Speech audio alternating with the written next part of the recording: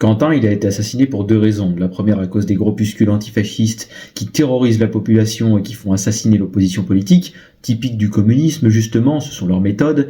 Et la deuxième raison, c'est à cause du collectif Némésis, qui a du sang sur les mains et qui est responsable d'une partie de cette histoire. Rappelons-le, le collectif Némésis n'est pas un collectif féministe nationaliste, si c'était que ça je les soutiendrais, c'est un collectif qui vise à propager le racisme et la xénophobie. D'ailleurs, si on posait une petite question très simple à Madame Cordier sur ses opinions politiques concernant la souveraineté de la France, si c'est une nationaliste, elle devrait nous y répondre. Madame Cordier, pas une seule fois elle n'a parlé d'économie.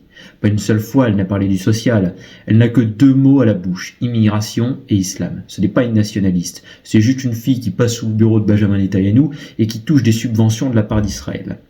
Et les nationalistes, contrairement à ce qu'a dit l'extrême gauche, ont été obligés de faire le service de garde entre le collectif Némésis et les groupuscules antifascistes, qui sont très violents et qui s'en prennent à des femmes. De toute façon, les antifascistes, ce sont des lâches. J'ajoute à cela, concernant le cas de Quentin, que ce n'était pas un néo-nazi. C'était un jeune issu de bonne famille, c'était un travailleur, ce n'était pas un fasciste, mais encore une fois, l'extrême gauche cherche à salir l'image des morts, comme elle l'a fait avec la mort de Jean-Marie Le Pen.